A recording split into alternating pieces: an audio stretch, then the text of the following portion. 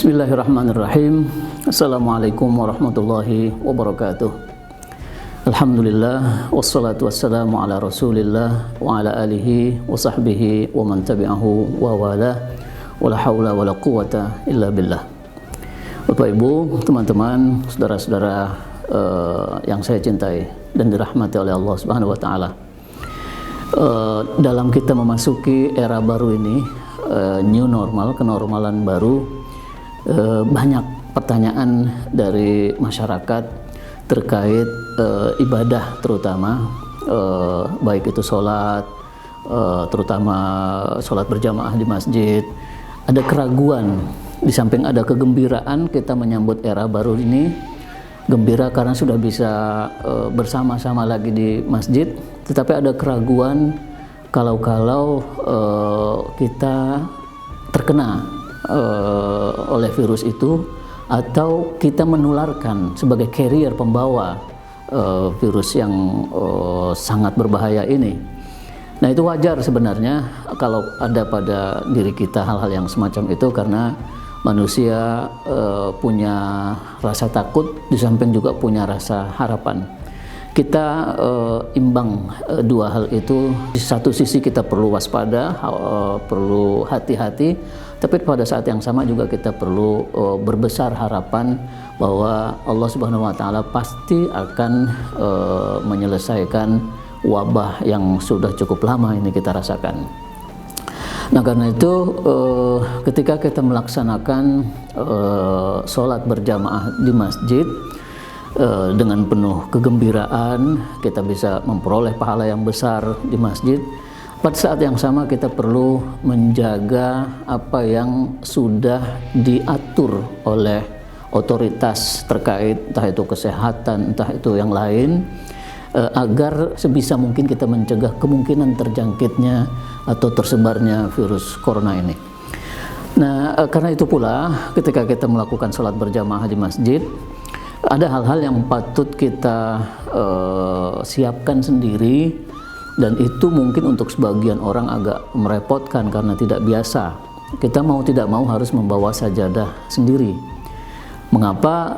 Karena boleh jadi kita mempunyai, menyimpan atau pada diri kita ada virus corona yang kalau kita sujud di sajadah itu, kemudian sajadah dipakai oleh orang lain, itu ada kemungkinannya terjadi penularan.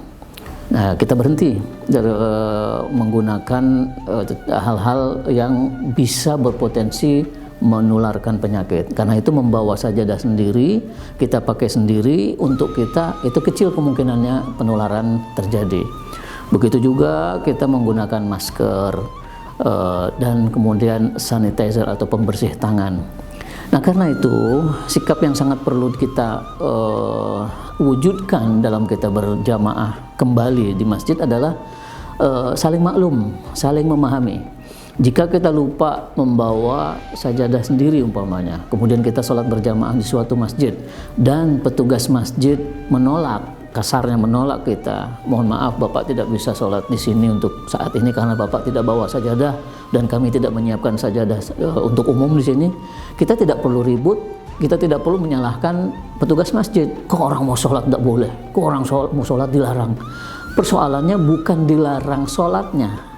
Persoalannya bukan dilarang sholat di masjid itu, bukan dilarang berjamaah. Tapi kita tidak membawa sajadah sendiri, yang itu artinya berpotensi kita menularkan penyakit atau kita tertular penyakit orang kalau kita pakai sajadah dari orang lain. Jadi masalahnya di situ. Jangan buru-buru ketika kita dilarang oleh petugas masjid untuk berjamaah lalu kita menuduh yang macam-macam. Ini aliran apa ke orang mau sholat tidak boleh? Bukan itu masalahnya. Kita perlu lega, berbesar hati. Nah, salah kita sendiri mengapa kita tidak membawa alat sholat sendiri. Nah, yang kedua juga sama halnya dengan itu.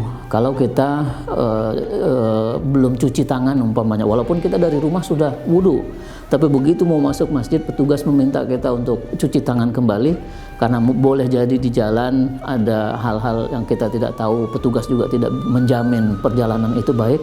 Kita jangan menolak ketika diminta untuk cuci tangan, cuci tangan di situ. Itu. Dan sekarang hampir semua masjid yang sudah melakukan operasionalnya kembali sholat berjamaah itu pasti pada umumnya menyediakan tempat cuci tangan yang untuk membersihkan tangan kita itu. Nah, itu sikap itu sangat dibutuhkan. Jangan keras, jangan mudah salah paham, apalagi menuduh yang tidak-tidak.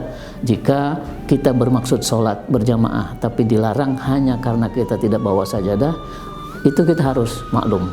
Memang begitulah sekarang keadaannya. Jangan menyalahkan orang lain. Karena itu jangan lupa membawa sajadah yang kecil, yang mudah dibawa kalau kita mau kemana-mana, supaya kita tetap bisa berjamaah di masjid. Demikian, terima kasih. Wassalamualaikum warahmatullahi wabarakatuh.